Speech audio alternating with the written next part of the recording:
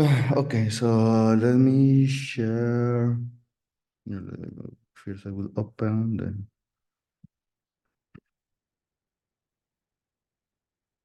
Let's see.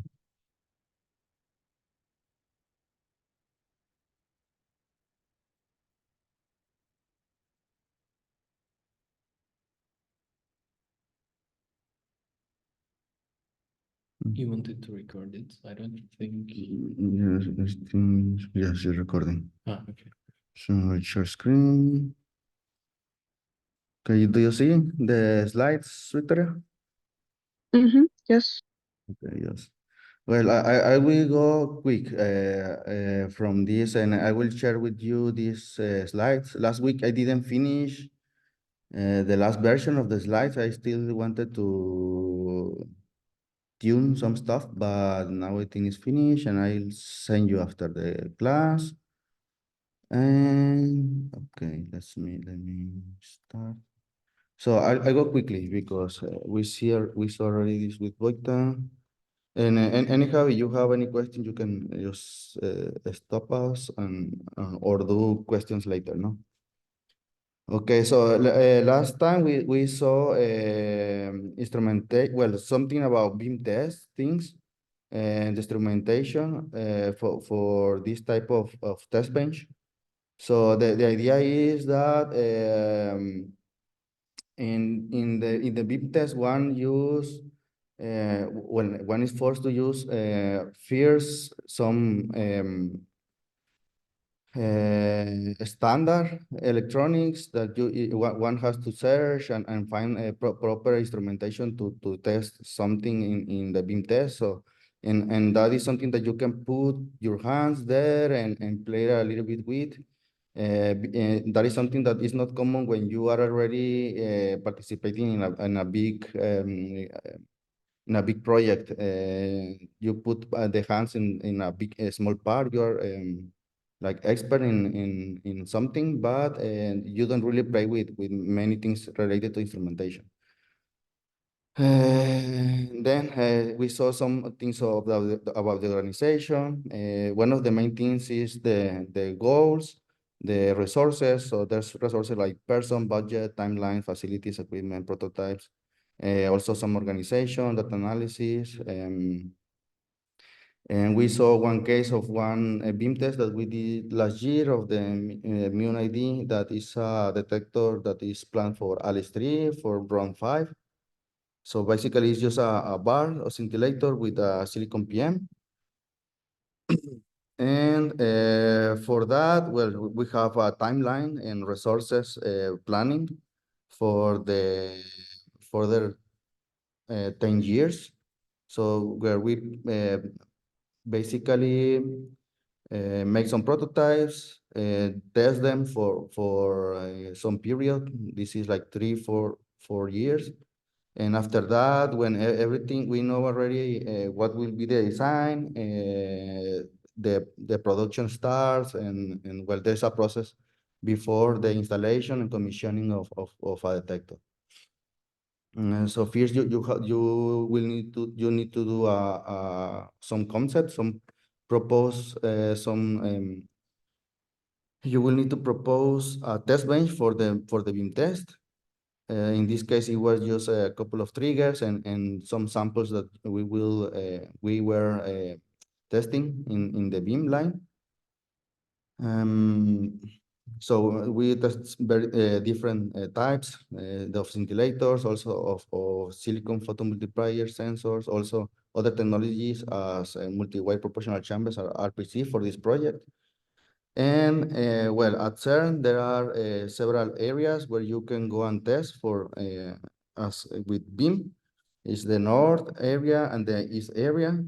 So in the north area, there are 4 lines, I think, that one can use to test samples or prototypes there. This is, well, these are called H2, H4, H6, H8. Each line has different properties. So like a kind of particles that they can provide, the energy, momentum, the intensity, The availability of particles, as I say, protons, electrons, hadrons, muons, and similarly for the each area. So here there are two areas that one can use for beam test. Is the T10 and T9. So actually we used this for the beam test last year.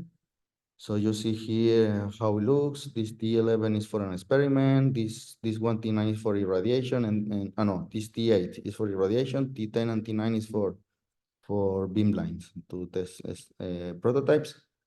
So also each beamline has different properties of momenta that they can provide, certain availability of particles.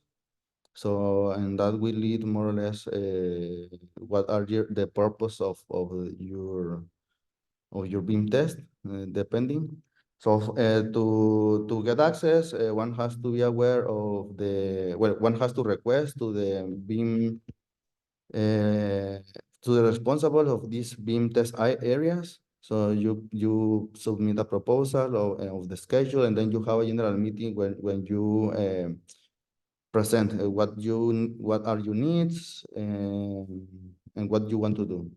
So this is what we presented at that time. We tell the ideal requirements. So what we want the muons, which intensity more or less, the equipment that we need in the beam area, and gas and different stuff, mechanical supports, a movable table. So we presented that, and then they tell you what they can provide, no? So they have availability of instrumentation that they can give you, such as beam profile monitors, PID Cherenkov detectors, and other things. So also they instruct you how you do and what you need to do to go there, and which trainings do you need to do. Also instruction about the access and safety. So in the case of detectors that need gas, also there is a procedure to follow. So you request, submit a request of which kind of gases do you need. They provide pure gases, so you need a mixer, and you need to contact all the people to get the final mixture of gas in case you need something like that. And well, in the communication, in these cases, is super important. You always need to, it's very important to keep in contact with the people in charge of the beam area, so you can request support, also provide feedback in case of emergencies, support for operation, and for that, you need to attend weekly meetings 2 weeks before you start your measurements, during your beam time, and a week after. So in this case, they want to know what you did, what is your procedure, and in the best of the cases, you even give them feedback to them to understand even the beam that they have in the area. Okay, so for the beam test, you make a list of all the things you need. So DAC, software, power source, triggers, personal protection, courses for safety, cables, everything. And you make your list of availability of equipment available. And then you check what you have, power supplies, if they are useful or not. Also, we saw a little bit of how one equipment works. The more simplified scenario is simply we have some inputs. We have an analog adder here and a buffer that give us 4 outputs from these inputs. And when you once check the characteristics of this device, which is the simpler, how to configure it in the case you need to. Since this is very simple, you just have one configuration which is have negative amplification, negative or positive times one. So basically inverse your input. Then we saw discriminator, which is a bit more complex because this one is communicate and is configured through the BME bus. So for this BME bus, you have a board where you can connect to the computer and send commands and configuration to this board. And well, here you configure the thresholds of this discriminator through the BME bus, and that's it. You get output from this. You have inputs and NIM levels and outputs from no and analog levels. You have digital levels here, which is a very special format. This one is the ECL output, which is this cable plain cable here. And for that, normally you can use a translator, which makes this ECL format to a NIM or TTL that you can connect to other modules in a NIM or TTL format. Or you can use something more complex, which is a device which reads exactly this format, ECL. But in here you can you should actually program the trigger logic directly in the device, no? And you have to read out somehow this information from the logic the trigger logic that you program in either a FPGA or some program. That will depend on the device. In this particular case, you program an FPGA. So we will see this at some point. I think not today. And okay, for more complex DAC, well, this is actually the board which contains the FPGA that you can use for programming. For example, this trigger logic or counters or something else. You have here a FPGA that controls everything and some other modules that you can program here and make your own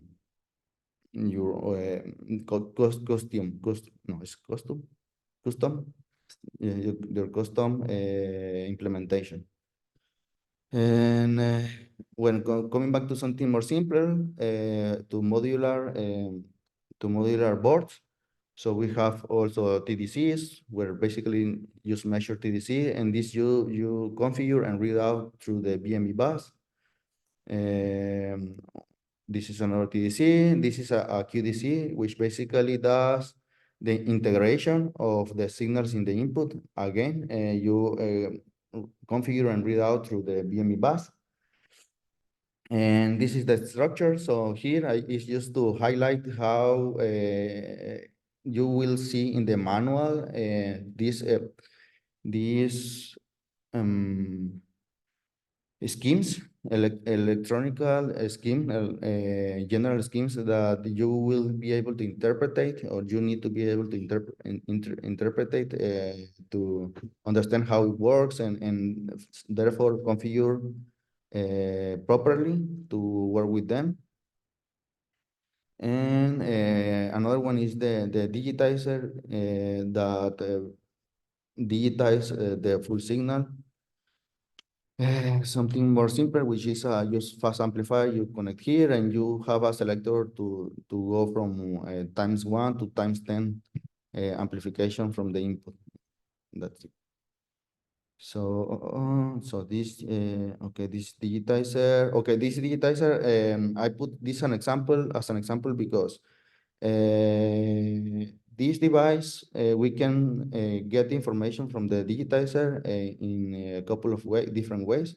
One is through the BME bus using a USB bridge, which communicate the USB bridge, which is another board. Is here. So we have a BME bridge which communicate through the BME backplane. The information goes from here to here, and we get information through this board.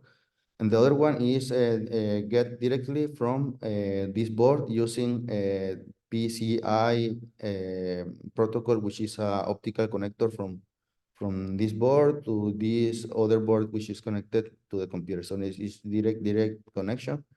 And there is an important difference here, which is the speed or the bandwidth where you can read out the information. For example, here, using the optical connection, you can go up to 80 megabytes per second. If you use USB, only to 30 megabytes per second. So this is important because, for example, last year we had we experienced we had experience that we were using the BME and we were constrained to read out more or less to 1 kilohertz to read out these 32 channels at the same time. But if we were using this one, we could have read out a higher rate from the beam line, larger than 1 kilohertz, 1.2 kilohertz. So that's just a highlight. And then we have the crates where we install everything. And okay, in the beam test, is very, if you have a lot of, you have to organize everything. You make your list of equipment, of the infrastructure that you have, who is the responsible to delegate as part of the work, also safety and even the software which you will use to get something in advance or do quick analysis when you are there. And also the workforce who is participating there. Then, okay, I will go quickly. Well, this is the beam test area. We have the crates here, the patch panel, where you can connect here stuff and then read out from the control room. And we did a special request for muons and people from the department. That's why I highlight that it's very important to have communication with the people from the beam test because they prepare a special configuration for muons for us. And they did this measurement that they didn't have before. So it was useful for them and for us. And well, from some measurement, we have this test bench installed to measure the selector prototypes, the multi-way proportional chambers, the RPCs, and we have all these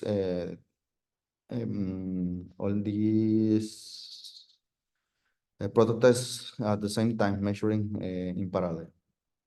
And so we have different prototypes with different characteristics, different materials on the scintillators and sensors to read out. Okay, this one is new.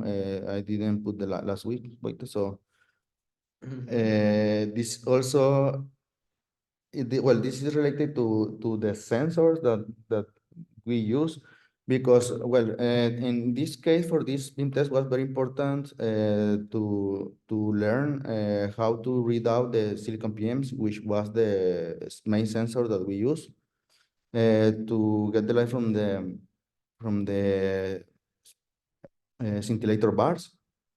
So first, what you identify your sensor, silicon PM, and you need to go to the data sheet or the manufacturer information that they bring you.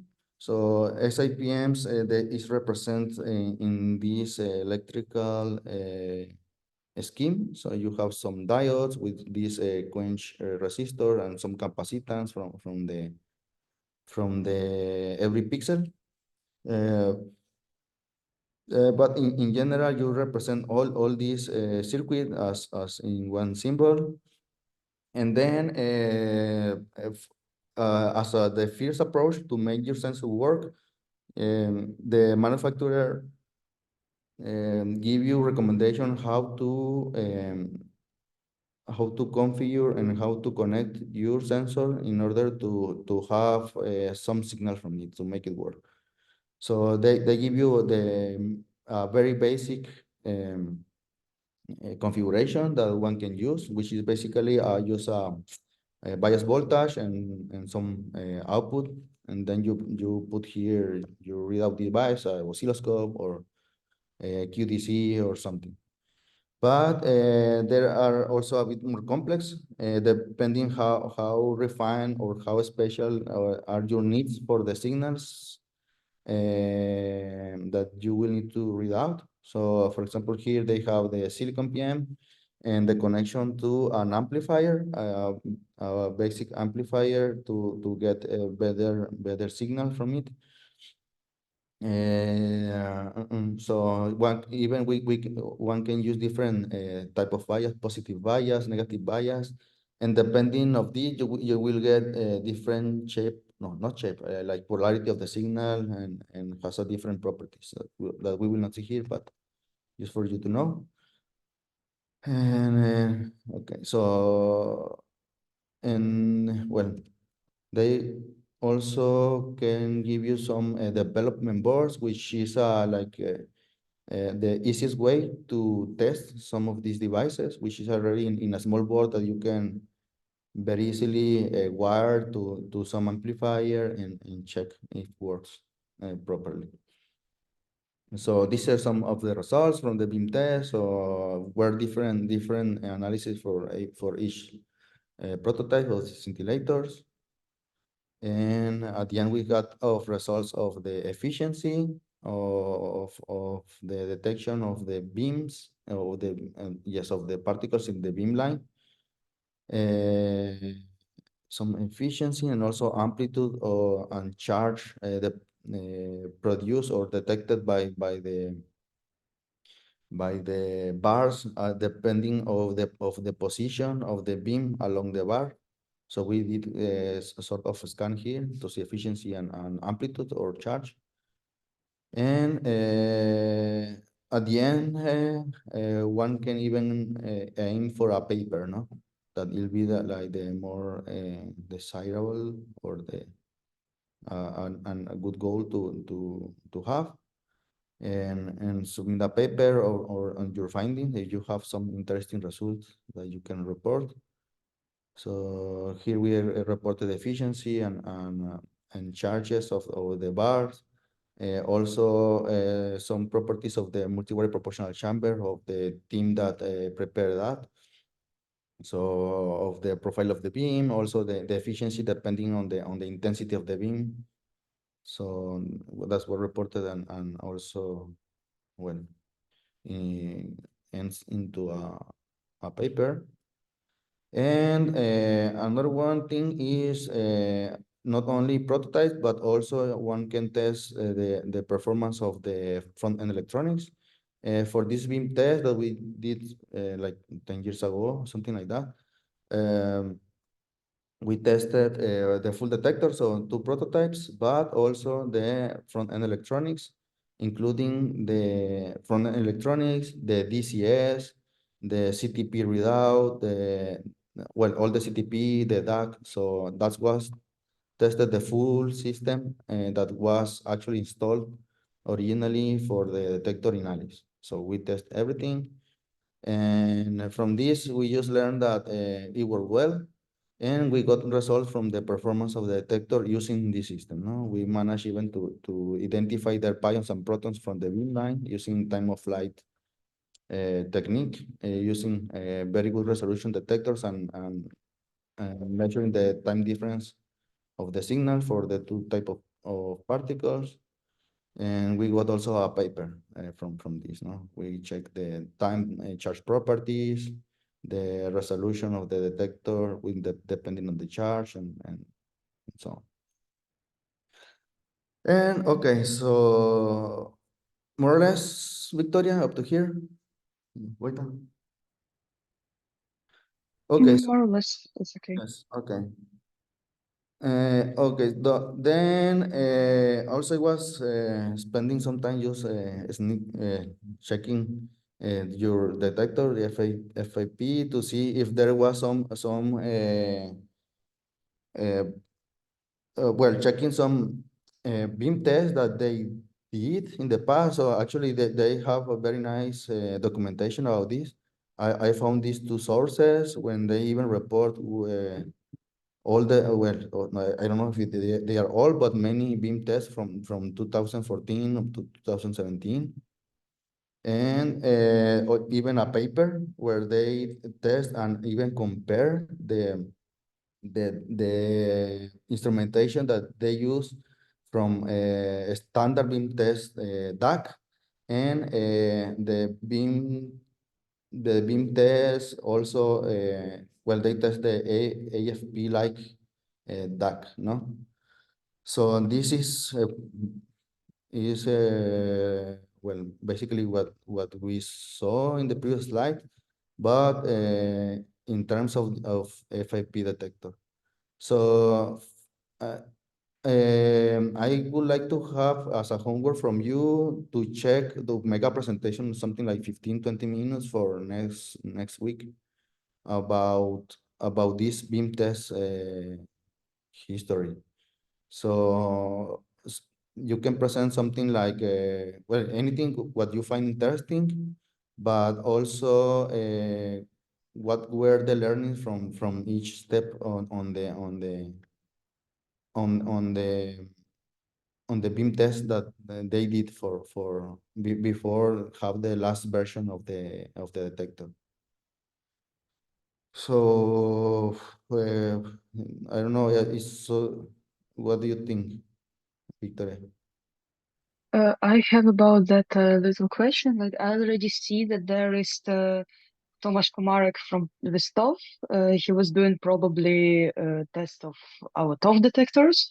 Uh-huh. So he's still part of our team. So actually, I can ask him in person about details of this test.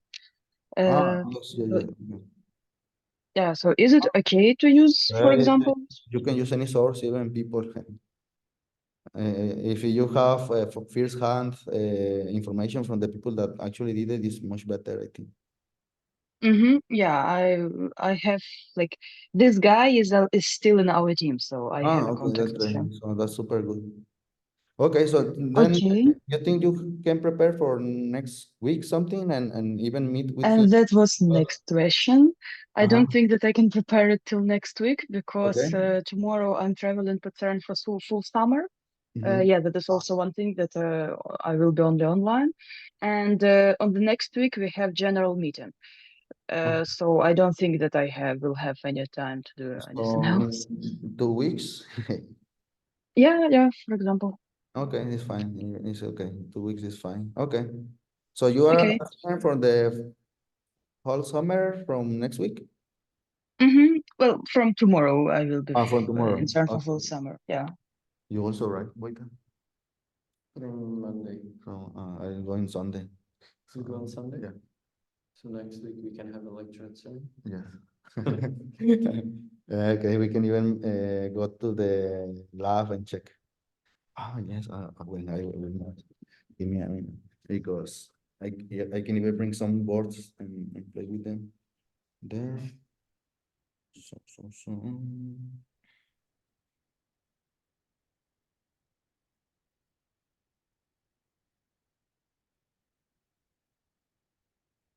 Mm,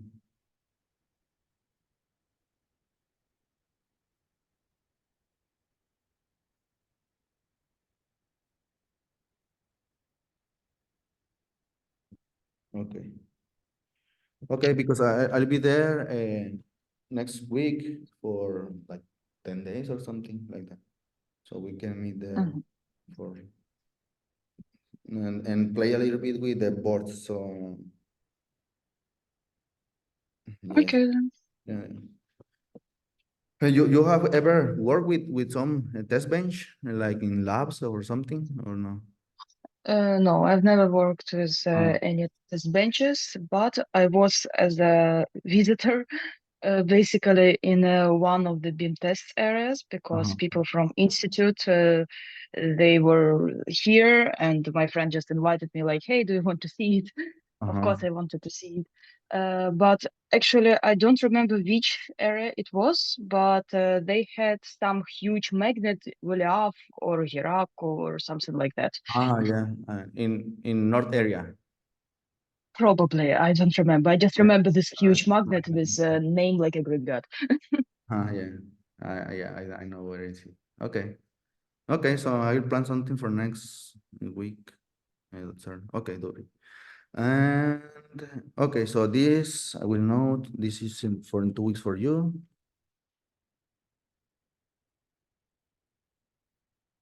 Mm. And then I ask Boita, do you have something from your wind test that you have planned, Boita?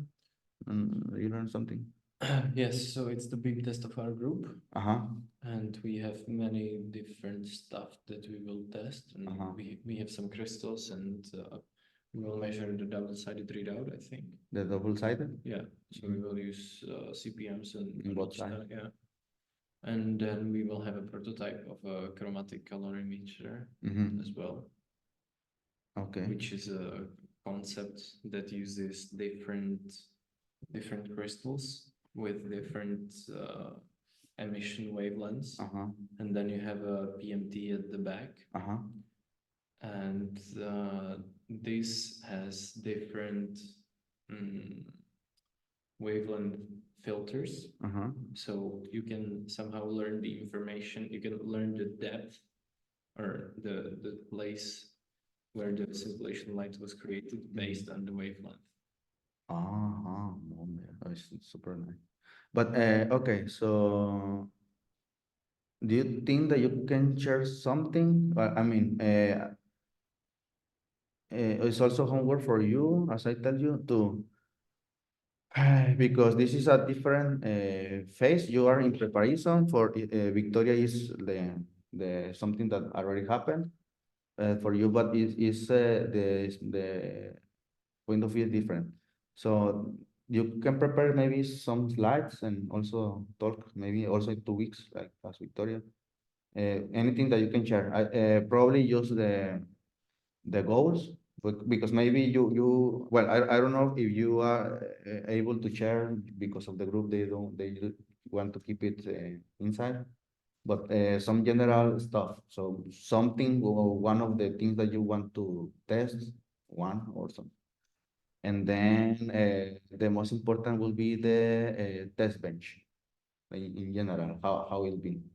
So it doesn't have to be like a super detailed thing, like things that probably your team doesn't prefer to keep internally, but very general, so that can be helpful to well to learn from it. So I think. Ask.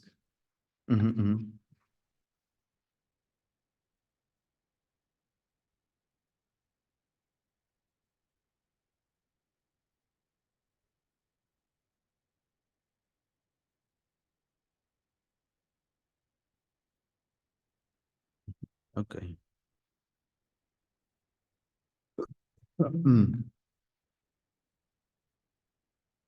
Okay, okay, so this one.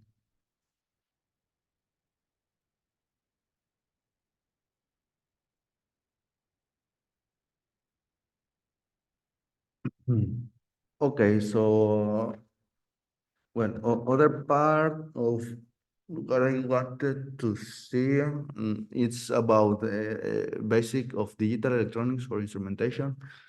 Probably the best is or more useful and feasible is to learn about microcontrollers because are devices that are very easy, cheap and flexible to use and implement in some BIM tests or some test bench.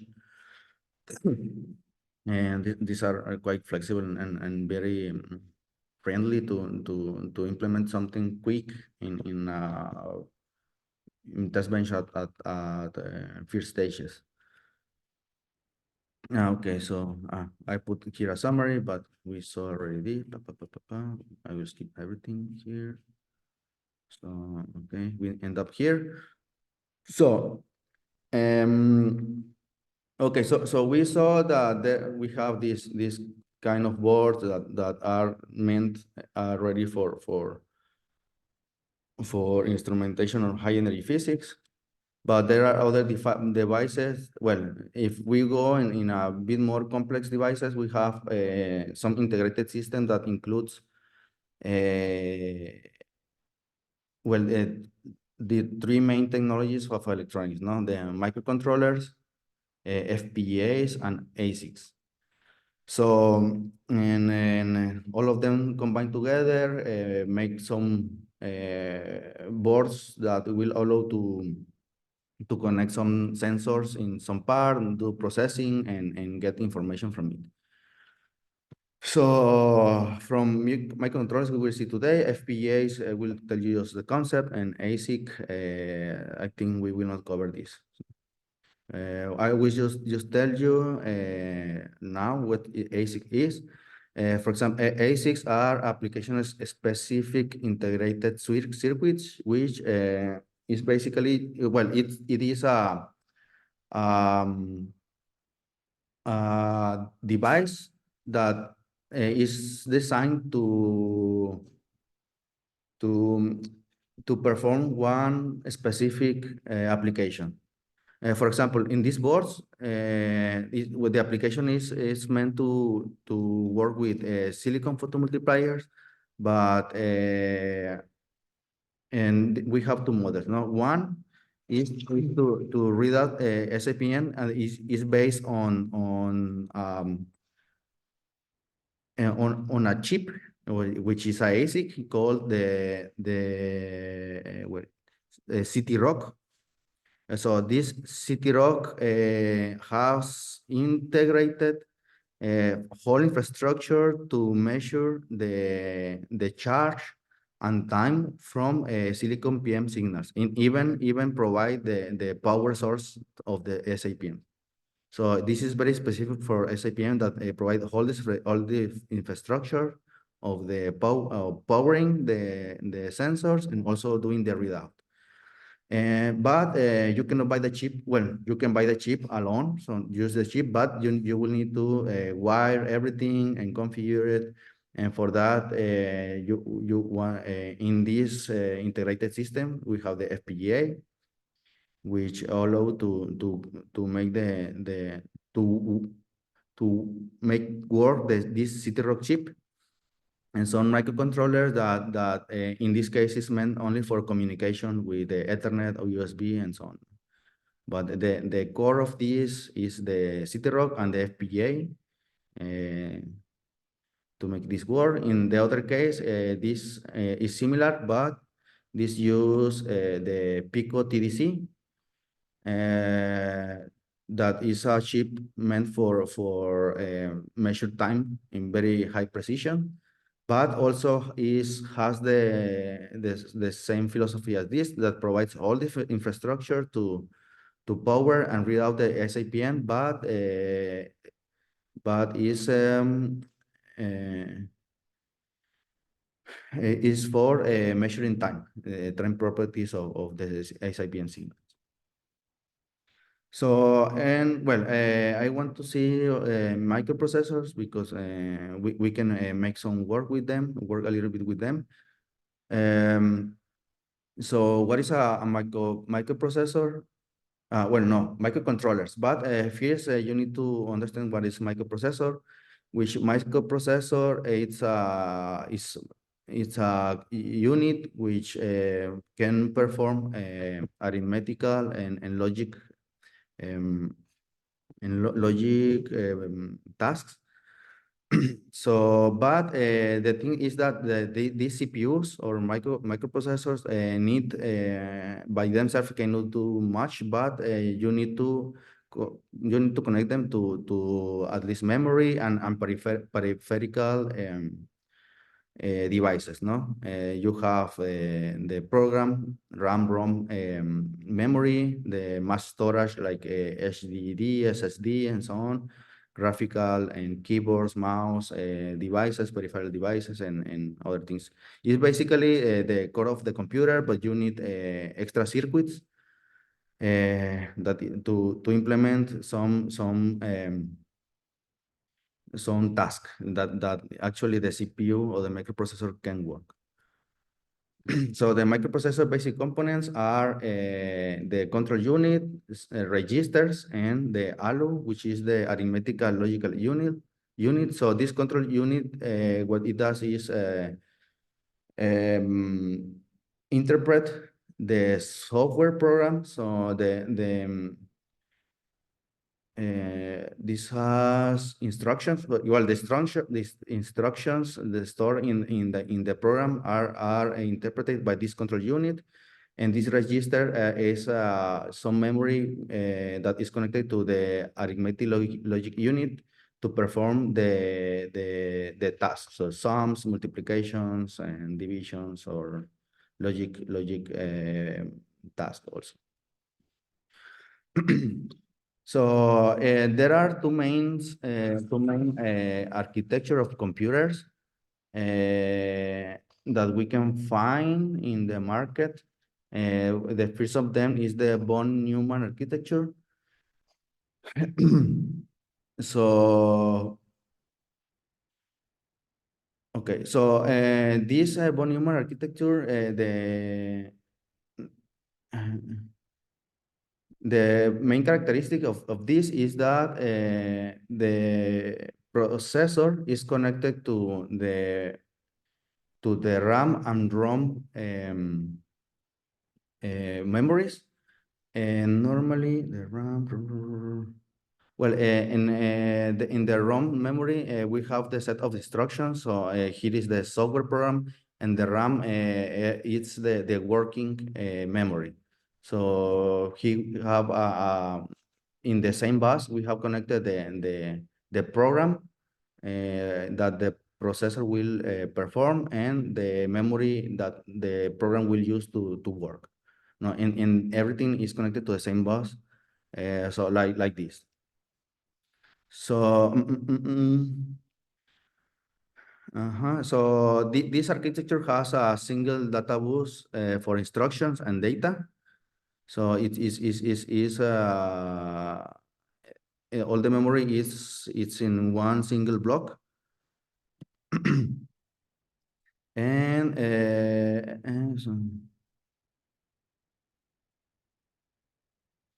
so the one of the limits or the problems with this architecture is that one can well it's a bit slower. It's slow because first the CPU need to find in the memory which instruction will perform, and then store and take the data from the data memory when to perform the task, no? So that will bring some disadvantage to this one. So the other main architecture is the Harvard architecture. This one, the main characteristic is that the CPU has different buffers for or communication line to the data memory and to the program memory. So, and that brings the advantage that it can perform well, save some time, because the bus from that take the instruction that will perform can be at the same time that the CPU is looking for the data from the memory to execute the instruction. And well, these devices work with have the effects and execute, or the instruction cycle, which consists on fetching the instruction in the main memory, then the code instruction, execute, and store the results in the memory. So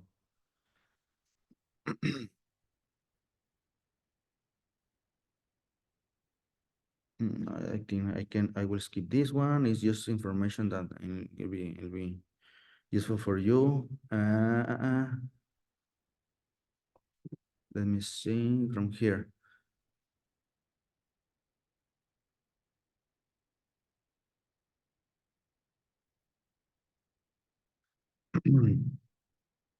Well, okay. Just in summary, this four step of the instruction cycle First, the searching of the instruction in the main memory, the CPU go to the program memory, take the instruction, and then the CPU pass the instruction to the main memory in the data bus. So the memory in some memory which is called memory address, and in this memory address, well, the data is stored, and after that is placed on in the instruction register, which temporarily store the instruction that can be decoded and executed. Then the decoder of the microprocessor takes this instruction, interpret, and then execute in the next step. And well, and at the end we have the store result. So, well, I didn't have time to put this in English because I had it in Spanish. But before I send you, I will correct this.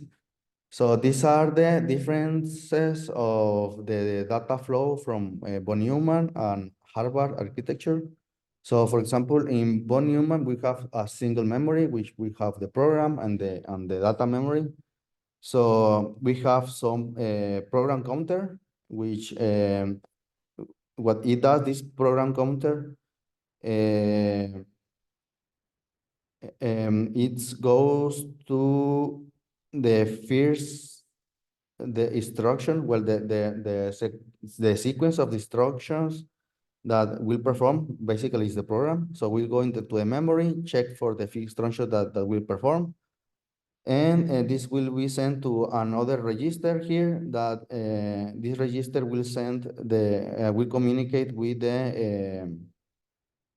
well, we'll send the instruction to some register that will decode this instruction, and this will tell the logical arithmetical logical unit which instruction will perform. It can be a sum, can be a conditional instruction or anything, and then it will take the data which will need to perform the instruction, and the ALU will take the information from these two registers where have the information from the data memory to perform the instruction. And then we will have the results here, and will be sent back to the memory to store the result from this instruction. So if you see, we have there is well, we see here how the search of the instruction and the execution works, no?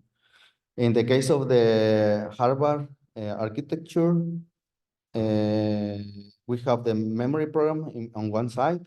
And so the program counter will check for the first instruction, and then communicate with the decoder of the instruction, and then tell the logical, arithmetical logical unit which instruction will perform. And from the other hand, the memory from the data, it can work in parallel to set in the register, work get register to perform the instruction from two of the register and perform the operation stored in the program memory, no?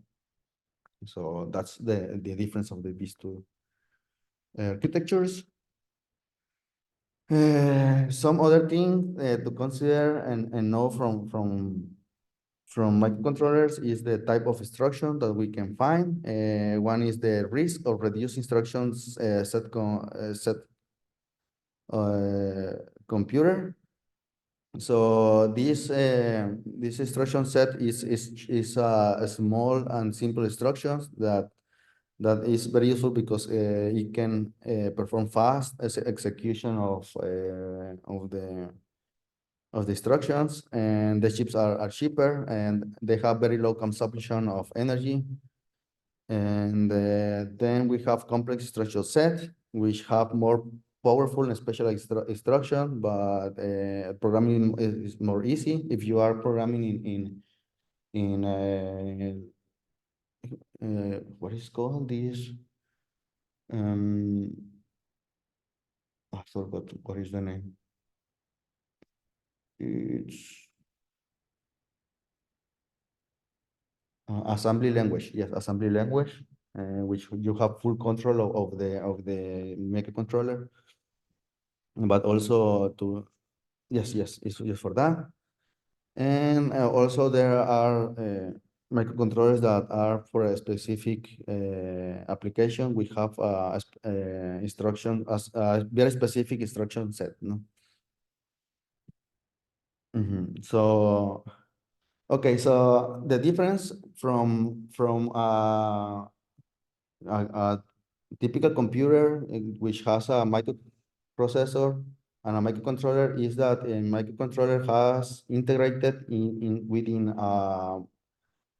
one single chip the CPU, so the microprocessor, very basic, well, depends on the microcontroller, but some microprocessor also contains the memory, data memory, and program memory, but as well as several peripheral modules that are available for using in the microcontroller.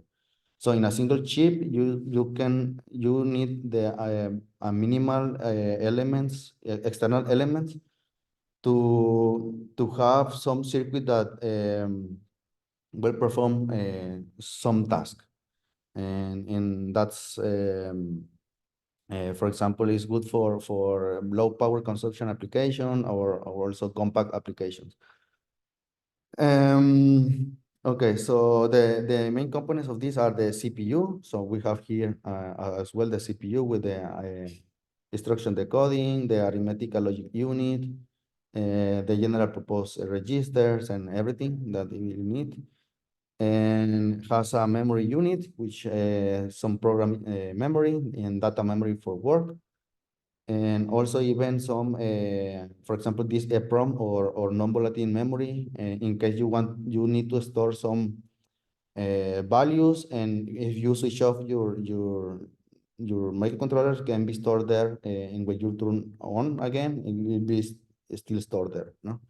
The bus with communicating everything, clock system, and peripheral ports that can be used, like you can have ADCs or digital to analog converter, communication protocols like I2C, SPI, Ethernet, USB, WART, timers, and different things.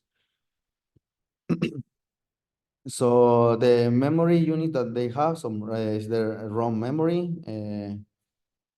So in this, the ROM memory or read-only memory is to store the program and the program that the microcontroller will execute. Also has a flash well, can have a flash memory that is something like this that I explained already. Also RAM memory this is the working memory where you will store the results from the programs, measurements, or any instructions. The EEPROM memory to store also like permanently some data. So and this is I wanted to I want to highlight this part here, which is the registers in the the register management or in microcontrollers, because it is very similar to what we have, for example, with the VME modules when there is when we want to work with the bus or VME protocol devices. Because with the registers, one is able to not only to execute the program and store the results from the data from results, but also to configure and read out all the peripheral modules from the microcontroller. So, um, so these registers are in some special function registers, and this is very important because the microcontroller have this part of the memory contains these registers which contains the configuration information from the peripheral modules.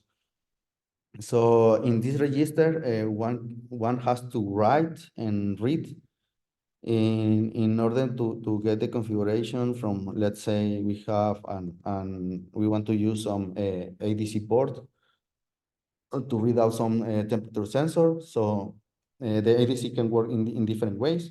So there are different um, spatial function register where which one can put there. Well, I want to use this ADC with this speed. And I want to read from a specific channel and at certain time and so on. No. And and well, this special function register, which is to configure and read all these peripheral ports.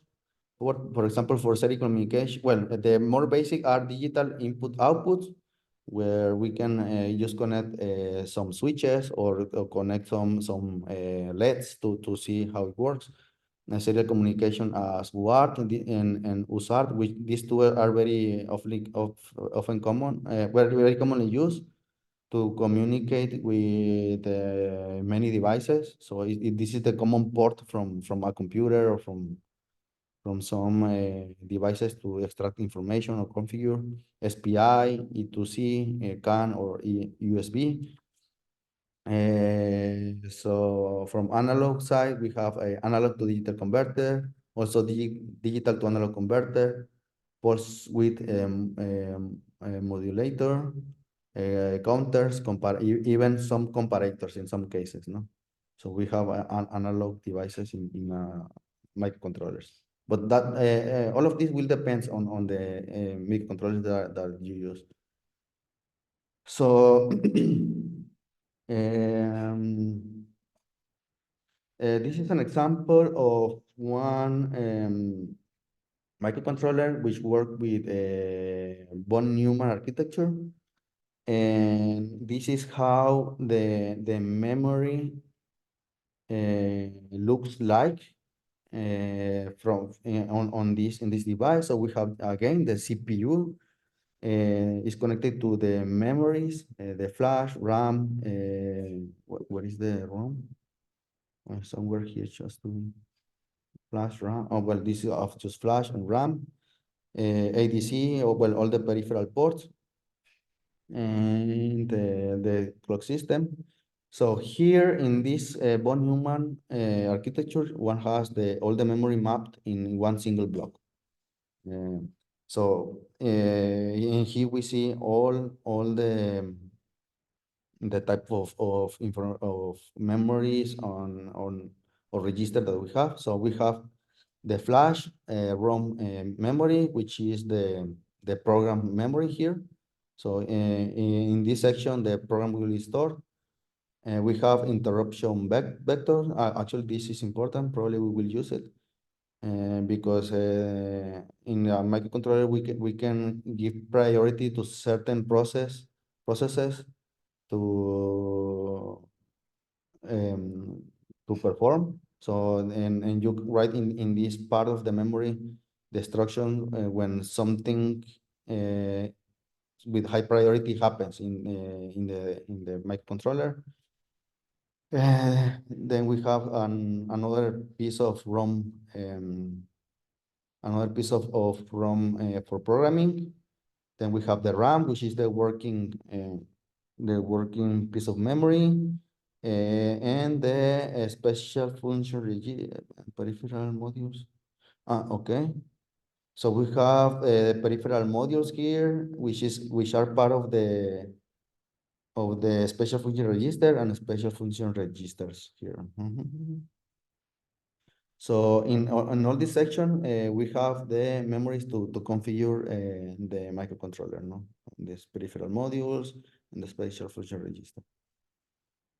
And in the case, well, I stole this from here. You can go and check by yourself. In this case, we have an architecture of, this is hardware architecture, where we have the RAM or the program memory in one side, and no, we have, no, yes, this is the program memory, and this is the working memory, so the RAM, and we have the independent buses to the CPU to perform the task, no? And again, we have all these ports that we are connected and we can use from this one.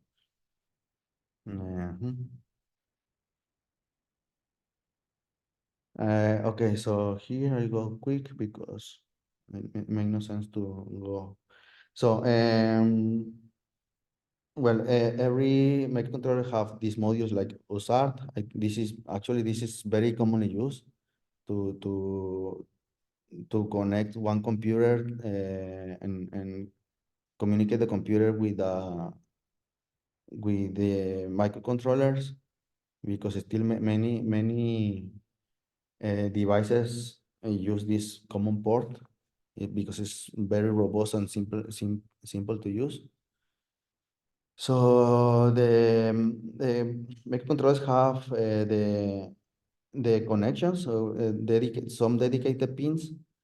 Actually, each pin of the microcontroller can have different functions. You can use for example, this word, on some IDC or digital input output. So, and we have to configure the microcontroller in the register to tell if are going to use this pin for a serial interface or for an ADC or something else.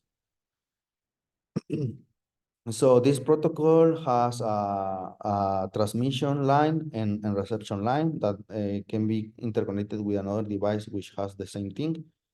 And well, this is a serial protocol that is asynchronous. So it's based on you have to program the frequency of the communication in both sides. And with respect to that, the devices will read the the um how is the sequence of the sequence of ones or zeros, which contains the information in the transmission. We have another type of serial interfaces. Actually, these are also very useful to read um, some digital devices, which can be very easily communicated with a microcontroller.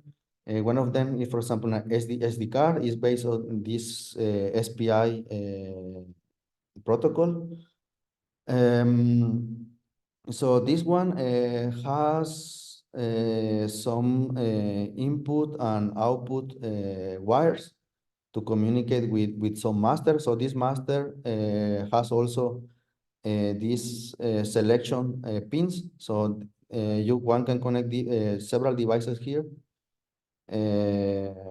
in parallel. So with these selection pins, one can tell to which device one want to communicate, and through the input and output lines, one can send or read information from these slaves, no? The SD cards is one example that works with this protocol. And I2C is another one, but this has only 2 wires. But the protocol is a bit different because you have to send first some address. You configure some address in the devices or a slave that you will communicate, and then based on that, the devices knows that the master is talking to them, and then communicate with the master. So this master basically is our microcontroller. So this is also a common use. For example, there are some temperature sensors, pressure sensors. The only thing we need to do is communicate with them through these protocols and readout. So, and we don't use the peripherals from the microcontrollers. Sometimes this is very useful. Let me see, we still have time. Okay. So other microcontrollers have different architectures. For example, this ARM architecture, which is a very specialized advanced CPU. Actually, this is very nice. I don't remember, to be honest, can remember what is ARM is. No, yeah, I remember. It's advanced risk, which is reduce. This ARM is reduce a set of instructions, but it's advanced reduce instruction. And I forgot what is it. Advanced risk machine. Yes, advanced risk machine. So these are very nice devices, to be honest, and powerful. So, for example, this microcontroller in particular has ADCs, USB, floating point package, and WART, some sensors integrated, and well, and they can work with up to 32 bits processors. So it's this is ARM Cortex M4, and well, they can do very well. They are powerful, but they can also work with a very low power. No, for that kind of cases is very useful. Yeah, again, every microcontroller has its own architecture.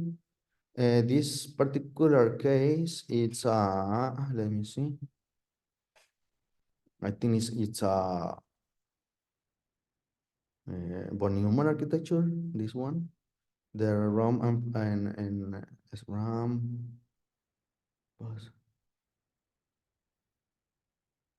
No, I'm not so sure if it's von Neumann or Harvard. This thing, because we have after. I'll check. I'm not sure. But well, we see the same thing, no? We have the processor here, which is this is very particular one, this ARM Cortex processor.